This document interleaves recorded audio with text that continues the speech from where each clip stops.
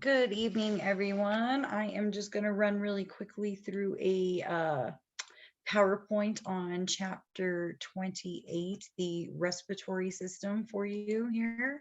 So then that way it's pre-recorded. We can talk about other things in our meeting. So I'm going to go ahead and share here. You guys can go ahead and follow along with the PowerPoint.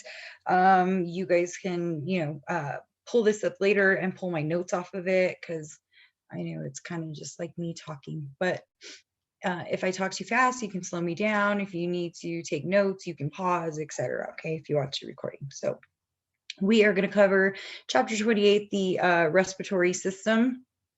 Your learning objectives or your outcomes for this chapter are going to be, of course, like every system that we learn, to describe the structure and the function of each organ in the respiratory system. So what does the respiratory system consist of?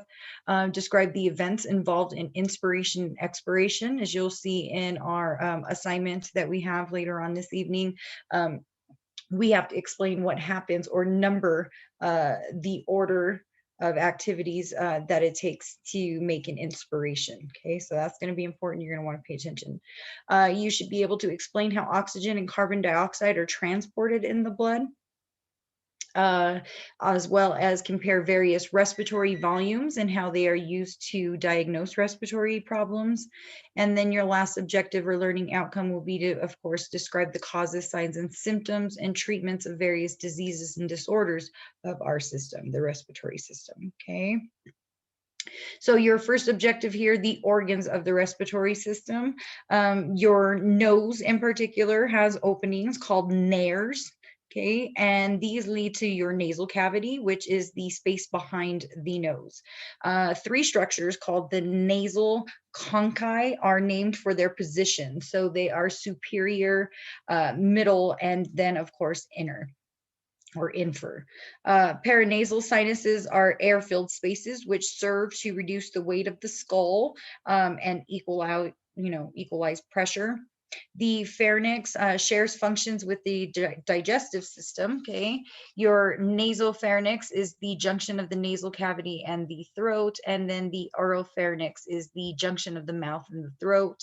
The laryngopharynx is the area that contains your voice box. Continuing on with this objective, the organs associated with the respiratory system. Your larynx is going to move air into and out of the trachea to produce sounds of a person's voice. A small piece of cartilage is going to form at the epiglottis, which closes off the larynx during swallowing. To prevent food and liquids from entering, of course, the respiratory system. The opening between the vocal cords is called the glottis.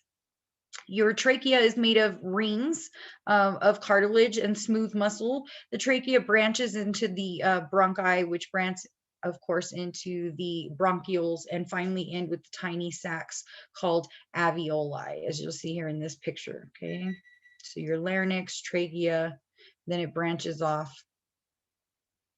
Your alveoli are the working tissues of the lungs, and this is because this is where the oxygen is going to enter and then the carbon dioxide is going to leave. So this is where that exchange happens, is in the alveoli.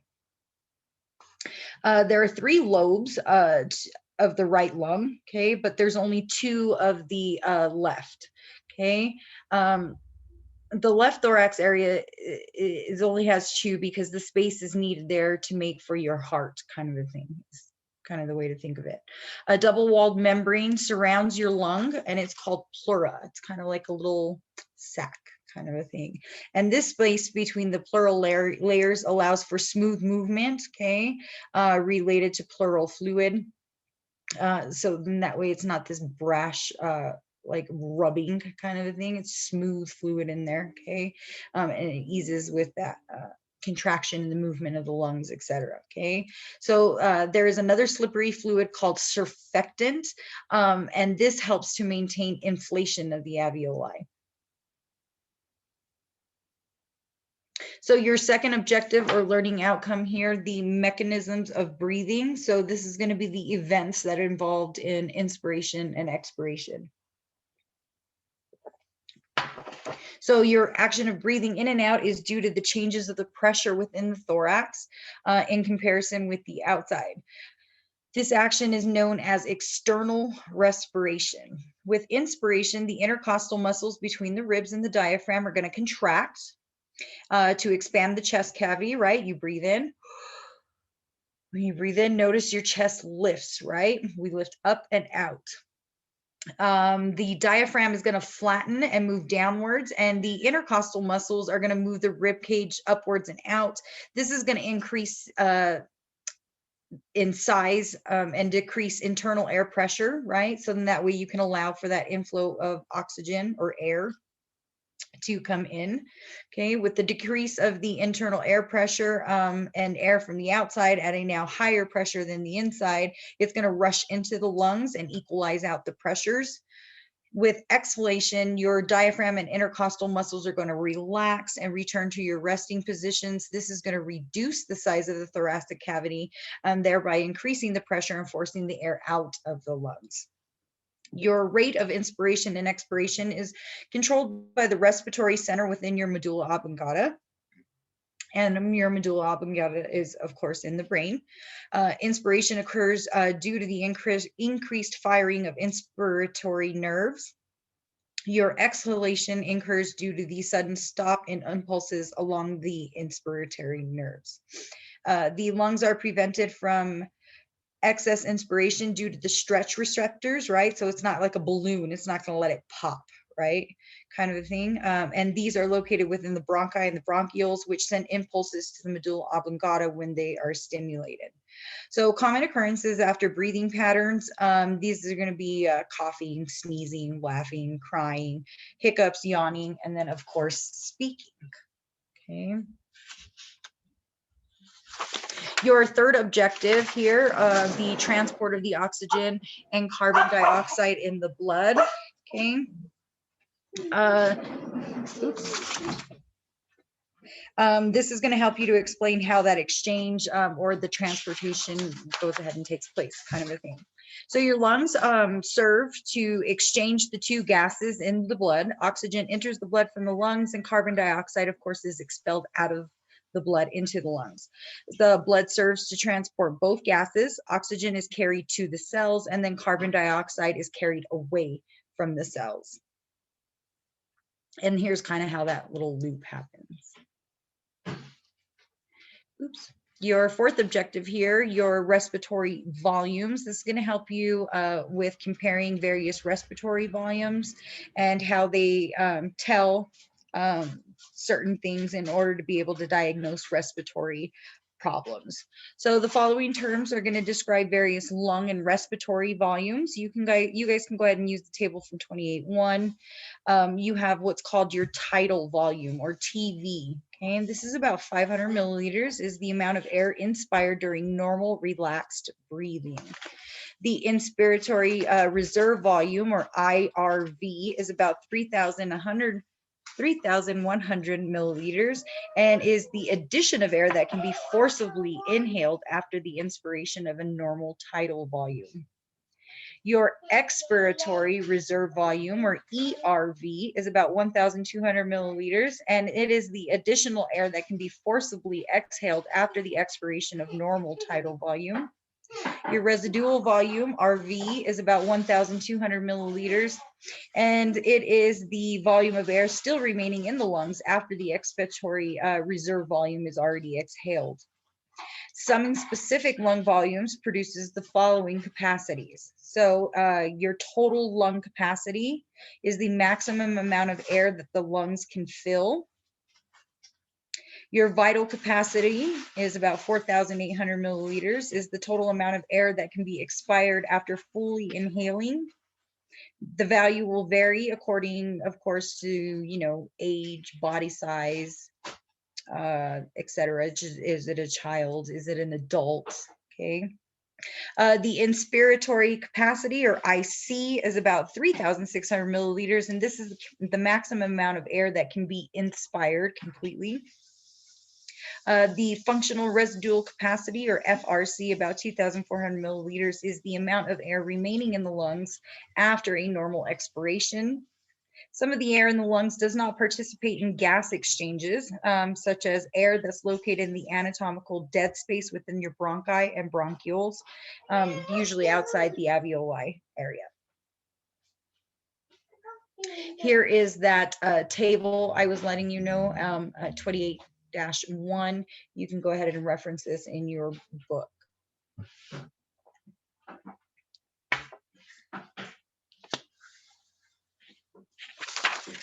All right. So now we're going to get into your objective 5, the common diseases and disorders of the respiratory system. So we as MAs are going to need to be aware of these sort of things, the types of symptoms to look out for, that sort of thing, depending on what our patients might be coming into our office for. Or even if you're not necessarily dealing with their respiratory issues, you might have to take something into consideration when they come into your office for another testing or something, okay? So we have our allergic rhinitis, laryngitis, asthma, atelectasis, pneumothorax, bronchitis, pleuritis, pleural effusion, thoracentesis, and thoracostomies. Okay, so I put a little couple of pictures in there for you. Okay, so pulmonary embolism is a blocked artery in the lungs and is usually caused by a blood clot that has traveled from the veins in the leg. Okay. We also have asthma. Those are pretty self-explanatory. Bronchitis can be the inflammation of the bronchi. A lot of people get bronchitis during the winter times. You'll notice this is really apparent in the offices around that time. You also have, of course, your chronic obstructive pulmonary disease, emphysemas, pulmonary edemas, influenzas, pneumonias, again, pulmonary embolisms, and Legionnaire's disease. So Legionnaire's disease is an acute type of pneumonia caused by bacteria that grows in standing water of an air conditioning system. Legionnaire's disease got its name after bacteria from standing in water in an air conditioning system at the Bellevue Stratford Hotel, and it infected 221 Legionnaires who were attending a 4th of July celebration in Philadelphia in 1976. So as a result, 34 Legionnaires actually died, and that's why it's called Legionnaire's disease. We also have, of course, your lung cancers. Lung cancer kills more people in the United States than any other type of cancer. Smoking is usually a primary cause. Classifications are going to include things like small cell lung cancer, squamous cell lung cancer, adenocarcinoma, and large cell carcinomas. Respiratory distress syndrome is going to affect newborns, especially your preemies. There is a lack of surfactant resulting in the collapse of the alveoli and poor oxygenation of the blood. Oxygen therapy is usually a must and immediate, and is often delivered into the neonatal intensive care unit where they can be cared for more extensively.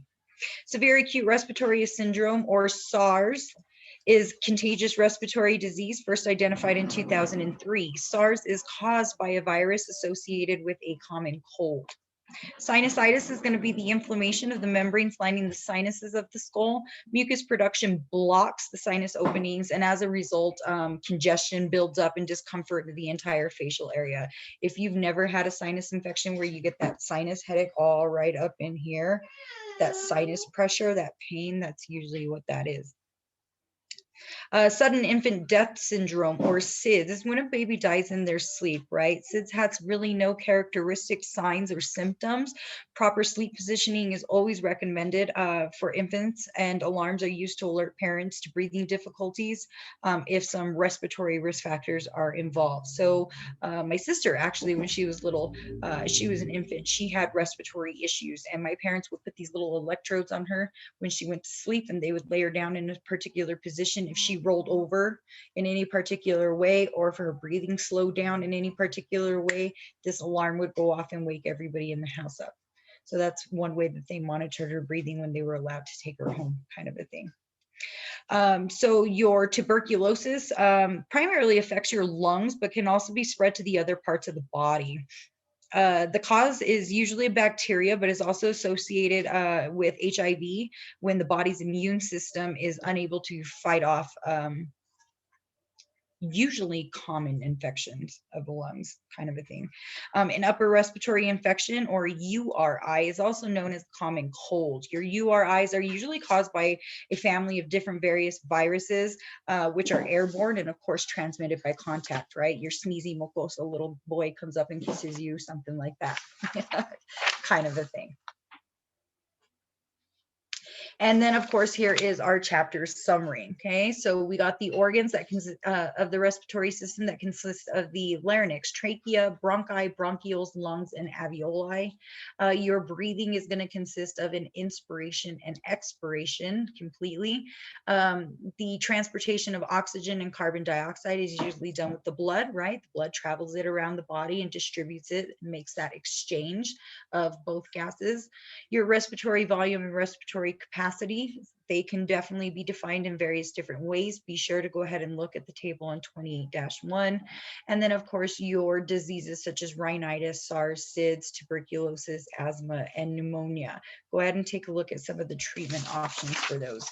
If you guys have any questions or concerns, or you want a little bit more detail, or you need anything, do know that I'm available for you until 10 p.m. Hit me up, ejaramillo.pmi.edu, or in the class chat, or we can go ahead and meet up. Okay. Otherwise, I'll talk to you guys later. Have a good night, and let me know how I can help you be your best today.